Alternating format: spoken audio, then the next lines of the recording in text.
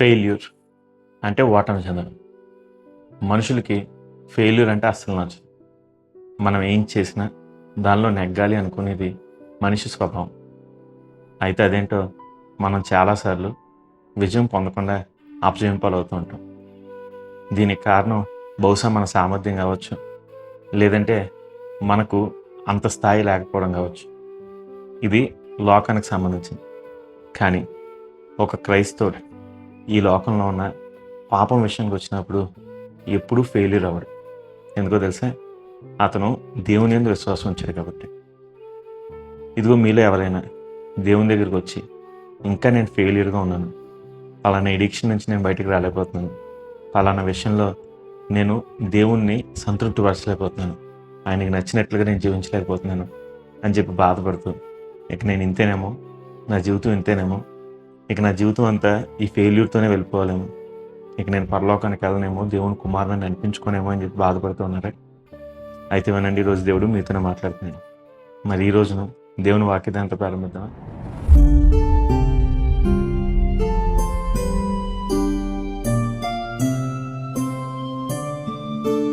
Praise the lord. ఈరోజు బైబిల్లో నుండి మొదటి యోహాను రాసిన పత్రిక 5వ అధ్యాయం 4-5 వచనాలు చదువుకుందాం. దానిలో ఎలా ఉంటుంది? దేవుని మూలంగా పుట్టిన వారందరూ లోకమును జయించుదురు. లోకమును జయించిన విజయము మన విశ్వాసమే. యేసు దేవుని కుమారుడని నమ్మువాడు తప్ప లోకమును జయించువాడు మరి ఎవ్వడు. చూసారా? ఇక్కడ భక్తుడు సెలవిస్తూ మీలో ఎవరైనా ఇంకా ఫెయిల్యూర్స్గా ఉంటే మీకు ఒక మంచి విషయం చెప్తున్నాను. దేవుని మూలంగా పుట్టిన వారందరూ కూడా లోకాన్ని జయిస్తారని చెప్పి. లోకం అంటే లోకంలో ఉన్న పాపం. ఇదిగో మనందరం ఒకప్పుడు పాపులు. ఈ లోకంలో ఏదో ఒక ఎడిక్షన్స్కి, అయితే మూవీస్, లేదా లోకంలో చెప్పబడే మత్తు పదార్థానికి బానిస అవడము, లేదంటే మరేదో విషయాలకు బానిసలుగానే ఉండుంటాం. ఇదిగో అలా లోక పాపంలో ఉంటూ, లోకంలో ఉంటూ దేవుని ప్రేమను గురించి అడిగి, దేవా నువ్వు నన్ను అంత ప్రేమిస్తున్నావా, ఇది ఈ లోకంలో ప్రేమను గురించి ఎంతో తిరిగాను, నాకు శాంతినిస్తాయని చెప్పి చాలా విషయాల్లో నా తలదూర్చాను. ఇప్పుడు అవన్నీ నాకు వ్యసనాలుగా మారిపోయినాయి. అయితే నీ ప్రేమ నన్ను వీటన్నిటిలోంచి చేస్తాయని చెప్పి దేవునిలోకి వచ్చాను. మనందరికీ తెలుసు, దేవుడు పాపుల రక్షకుడు, ఆయన పరమ వైద్యుడు. మనకున్న పాపరోగం ఎంతటిదైనా ఆయన వాటన్నిటి నుంచి మనం విడిపించగలరు. అలాగే విడిపించారు కూడా. ఇలా విడిపించబడిన వారు అందరూ వాళ్ళ సాక్ష్యాలన్నీ మనకు తెలుస్తుంది.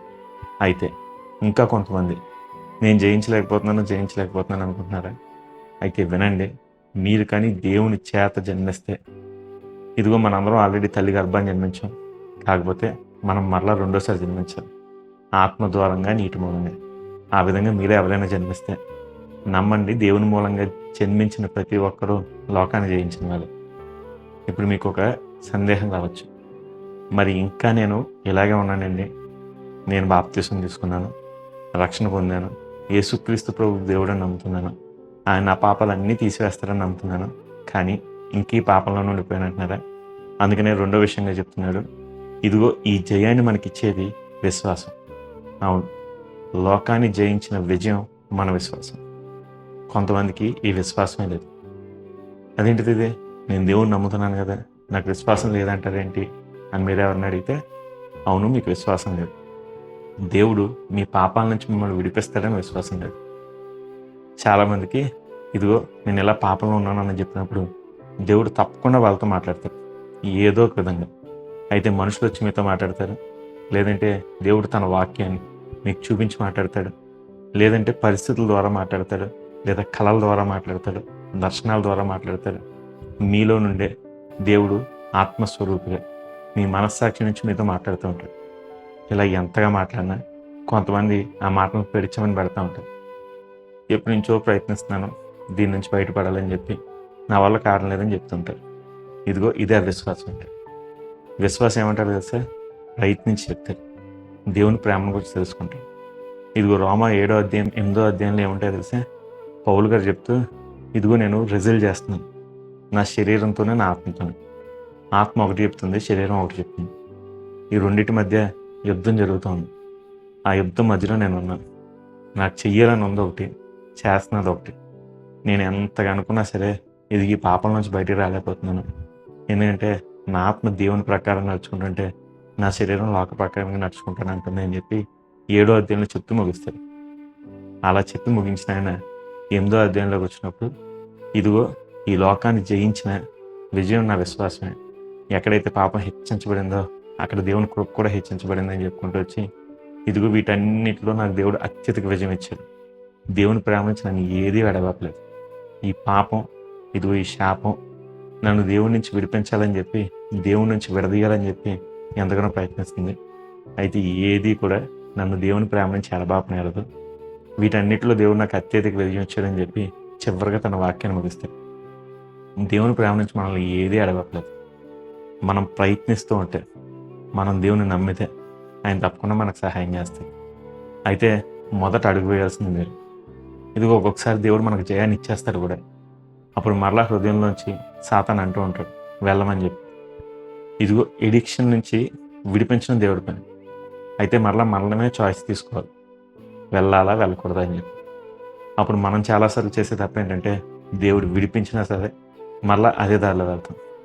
ఇదిగో ఒక్కొక్కసారి ఏదైనా ఒక ఎడిక్షన్లో మనం పడిపోతున్నామంటే మనం ఉండే స్థలాలు దాన్ని ఎక్కువగా ప్రభావితం చేస్తాయి. సాధారణంగా ఎవరైనా ఒక వ్యక్తి మందు ఎక్కువ తాగుతూ దాని నుంచి విడుదల పొందాలనుకున్నప్పుడు మొదట తనకున్న పాత స్నేహాలకు వచ్చేయాలి. తను వెళ్ళే స్థలాలకు వెళ్ళడం మానేయాలి. ఎవరైనా ఒక వ్యక్తి అశ్లీలమైన దృశ్యాలు చూస్తూ వాటికి కట్టబడిపోయి ఉంటే ఒంటరిగా కూర్చోవడం మానేయాలి. ఎప్పుడైనా ఒంటరిగా ఉన్నప్పుడు బైబిల్ తీసుకుని మోకాలు వేసి ప్రార్థన చేయాలి. వీలైనంత వరకు ఒంటరిగా ఉండకుండా బయట ఉండడానికి, అందరి మధ్యలో ఉండడానికి ప్రయత్నించాలి. ఎందుకంటే ఇలా ఒంటరిగా ఉన్నప్పుడు, ఎప్పుడైనా చీకట్లో ఉన్నప్పుడే పాపం చేయాలని సాతాను మనకు తలంపులు కలగజేస్తాడు. సో మొదట ఏదైనా పాపాన్ని జయించాలంటే మనకు కావాల్సింది విశ్వాసం. దేవుడు విడిపిస్తాడని నమ్మాలి. దేవుడు ఏం చెప్తే దాన్ని తూచా తప్పకుండా పాటించాలి. ఇక చివరిగా, ఇదిగో యేసు దేవుని కుమారుడని నమ్మినవాడు తప్ప ఇంకెవడయ్యా జయం పొందేది అని భక్తుడు సెలవిస్తూ ముగిస్తున్నాడు ఈ వాక్యం. అందుకని జ్ఞాపకం చేసుకోండి, యేసుక్రీస్తు ప్రభు దేవుని కుమారుడని నమ్మినప్పుడు యేసు ప్రభువుని మనం ఒప్పుకుంటున్నాం. అవును, ఆయన దేవుడే ఉండి ఈ లోకానికి మన కోసం మన పాపాలను తీసివేయడానికి సశరీరుడిగా ప్రత్యక్షమయ్యాడు. ఆయన ఎందుకు విశ్వాసం ఉంచితే ఆయన మన పాపాలన్నిటి నుంచి మనం విడిపిస్తాడు. అలాగే నమ్మండి, ఆయన ఈ భూలోకంలో ఉన్నప్పుడు 100% మానవుడుగానే ఉన్నాడు, 100% దేవునిగానే ఉన్నాడు. ఆయన మనకు వచ్చిన శోధనలు అన్నింటినీ భరించాడు. వాటన్నిటిలో ఆయన విజయం పొందాడు. అందుకనే ఆయన పరలోకానికి వెళ్తూ ఒక వాగ్దానం చేసి వెళ్ళాడు. అదే, నా ఆత్మను మీకు నేను ఆదరణకర్తగా పంపిస్తానని చెప్పి. ఇప్పుడు పరిశుద్ధాత్మ దేవుడు మనకు తోడుగా ఉండి మనల్ని నడిపిస్తూ ఉన్నాడు. ఆయన మన కౌన్సిలర్.